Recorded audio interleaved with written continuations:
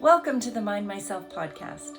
I'm Esther, and it is my pleasure to be bringing you information about healthcare approaches, health issues, and people's health journey stories, all from the complementary, holistic, and integrative perspectives, helping you become your own best health advocate and helping you make your own informed choices because you matter.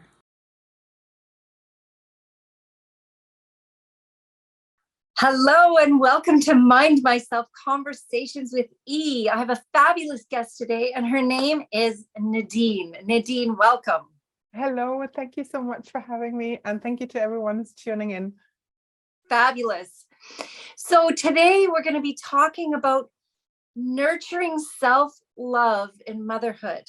And Nadine, before we jump in, tell us a little bit about who you are and what you bring to the table in this discussion. Sure. My name is Nadine Stille. I'm coaching moms to ditch the daily grind and bring more joy into their lives, everyday lives, both at work and at home. I truly believe that we should put our own needs more on our own massive, never-ending to-do lists. We've just done another podcast around that as well, so it would be great to kind of go back there as well and check that out. And I'm an accredited coach through the International Coaching Federation. I'm a certified mental fitness coach, have oozes of experience both in the entrepreneurial and the corporate side of things as well. And I'm a mom of a toddler. I maybe should have started with the toddler part. It's all good. Mom, professional career, and you've also lived in 6 different countries. So, wow, that's amazing. Yeah, thank you. So as we dive into this conversation, moms and self-love and nurturing that self-love,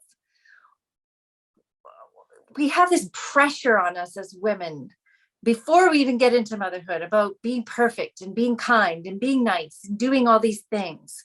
But as a mom, you said something earlier too, when the child is born, the mom is born. And I had never heard that before. And I think that's amazing. And we have all these expectations on ourselves. Can you comment a little bit about that and what we do about those? Yeah, I mean, it's such a huge topic, and I hope we can do it justice in the few minutes that we're here together. But it's like you said, just even outside of motherhood, there's all these societal expectations of being the perfect mom, being the perfect woman, or being the perfect worker, being the perfect spouse. Those expectations are coming from the outside, but then there is our inside pressure as well that we're trying to live up to, right? We're like, okay, it has to be perfect. We're all putting that, we can be, I want to say, sometimes our own worst enemies instead of our biggest cheerleaders. And I think there's just an extra layer to that once you enter motherhood as well, and you're living through that as well, because you're constantly surrounded or being told what it looks like to be that perfect person for your children, and everyone has an opinion, and everyone shows out what it's there instead of showing the real motherhood and what that could be like. And while there is only so much we can do about the pressures on the outside, we can certainly set boundaries and keep it only so far from us. There is something that we ourselves can do from the inside to take away the pressure and the stressors, and that goes down to nurturing ourselves. And I think it's best to do it with love and care and kindness, don't you think? I totally agree with you. And what are some of the things that I know we have a very short time and everybody's an individual, but what are some tips that you would say, particularly to mothers who are maybe in their 30s and 40s, because we know people are having children later in life? What are some tips for loving yourself or taking time or nurturing yourself? What are some tips that you would share? Well, before I get into that, I just want to quickly mention what that actually is, that nurturing side. We'll go into the practical things, but what I always imagined self-love was like is like this gigantic bear hug. You're cuddling yourself. You're like, everything's going to be okay. You're kind to yourself. That's the type of feeling you're looking for, right? And it encompasses everything. It's being kind to what your body, it's being kind to your mind, the way of thoughts that are coming to your head, how you're nurturing your body and how you're kind to it, the types of emotions and wishes you have. So it's a kind of a, again, the word holistic comes to mind, approach to everything. And so one tip is to, it's easier said than done, what it's like saying no to toxicity and everything that's toxic in your life. Obviously it could be people, it could be your work, it could be things around you. And sometimes, like I said, it's easier said than done, but it's like, where can you set boundaries? Where can you say, okay, only so far and no further ahead? Where can you really show yourself, it's like, I'm no longer willing to take this on, but this is how I'm going to nurture my mind. So I'm not going to expose myself to certain situations anymore. Could be, for instance, I'm no longer going to use social media, for instance, or I'm no longer going to go to that support group, or I can't be, dancing around everyone else's needs and show up everywhere. It's like, no. So there's that boundary setting and really looking into where can we really nourish us. Again, talks a tiny bit towards what we discussed in the first podcast around what gives us energy, but this kind of goes a bit deeper. It's like really the nourishing type of thing. So that would be the first topic that I would say. And a thought around it, or a question to ask, maybe to get a bit closer around the toxicity part, is what's possible when you say no to toxicity and yes to self-love and nurturing yourself. So what's possible when you leave all the toxic parts out and you're fully embracing loving yourself? The second part, like a tip, would be to really tune into your mind, your soul, your body. Are you tired? Do you crave certain foods? Is something hurting? And it's like when you're just looking at your body, it's like, what does your body tell you? And then give it to your body or try to work towards it. I know sometimes it's like sleep is obviously, being tired and sleep can be a massive topic there. But also it's like, if you feel sluggish, maybe get checked out by a practitioner, or like start moving. And I'm not talking about running marathons, but going outside and maybe walking around the block, if it's mini steps or baby steps that you're looking for. How do you nourish your soul? How do you nourish your mind? What do you expose yourself to? Is it just social media? Is it the news constantly, and you're bombarded with all the the headlines of the doom and gloom everywhere around? How do you nourish your mind? And the third tip around it would be a really like a positive approach, again, on celebrating yourself. So when I talk about self-love and self-care and self-kindness, like, look at yourself. What are you proud of? What are you proud of for yourself? What do you celebrate? And it's like, even look back at the last week. What are you proud of having done or having accomplished or not having done? It's like, yay, I managed to say no to all these people that previously, exactly. And you feel still good about it. Or, hey, I managed 5 minutes to myself and have that one cup of tea mindfully without anyone interrupting or saying anything to me. That was just a breather, me time. right? It's like looking at the small things and not necessarily talking gigantic things, but really celebrate yourself. What makes you you? What do you love talking about? What are you passionate about? And then start sharing it with people. Share more of yourself and what makes you you. That's also embracing, that's that kind of soul mindfulness hug around that as well. Really, yeah, embracing yourself and all that you are. Embrace being human and imperfectly human. So, we all have our quirks, and that's something to celebrate. That makes us us, and it's, I think, big part of our self-care journey as well. Celebrate our quirky selves. I love that. Celebrating, I'm hearing that from a number of different sources lately. Celebrate even the smallest things. And somebody that has been coaching me has said, celebrate physically. Like raise your hands in the air for the smallest little thing. Dance around, do your own thing. Like actually celebrate physically, or yay, something vocally. Celebrate even the smallest little win, because it's providing attention to your 100 trillion cells and saying, yes, we want more of this. Exactly. Yeah, you'd want to crave it. You want to make it a habit. So it's more, it's something that keeps on going, and you have the happy hormones and realize, hey, I want more of that. Okay, let's do it again.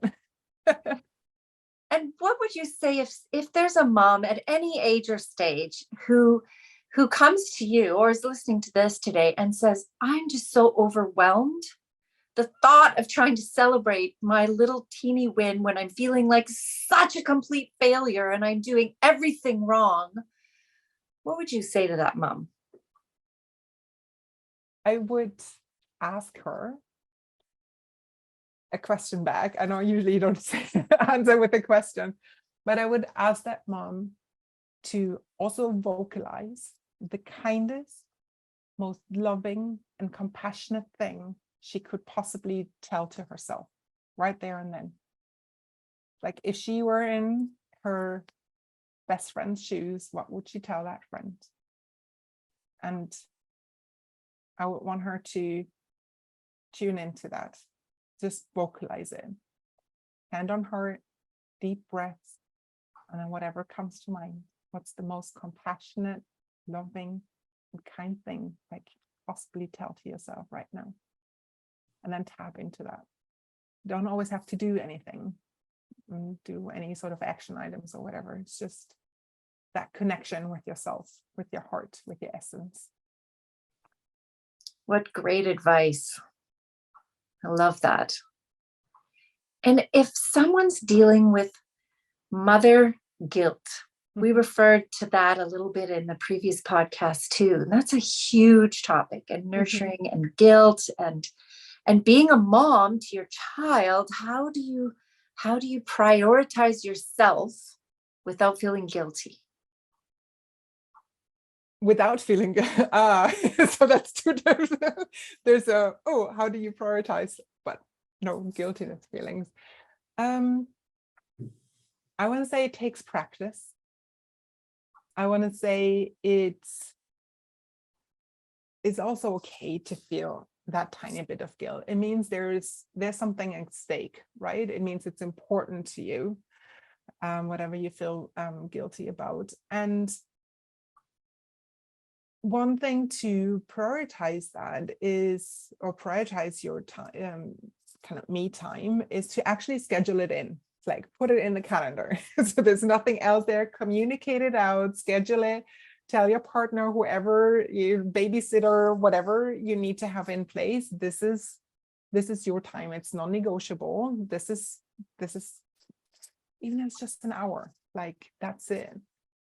You know that your partner is probably going to do it and not think twice about, well, that's an assumption, but I find that partners usually get to have me time with a lot more ease and going away and then actually enjoying that time than moms do.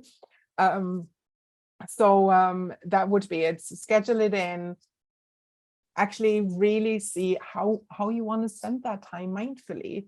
And as a balance, if you want to, you can also schedule in one-on-one time with your little ones afterwards, right? It's like, okay, no phones allowed, no whatever. Ask your kids what they want to spend time with you on, or how you want to spend an hour together with your kids. Just full attention, one-on-one, as a balance out to the time that you need for yourself. But I would say schedule it in, set expectations and boundaries around it. Just go for it. And then again, and then again, and celebrate like this. and have fun.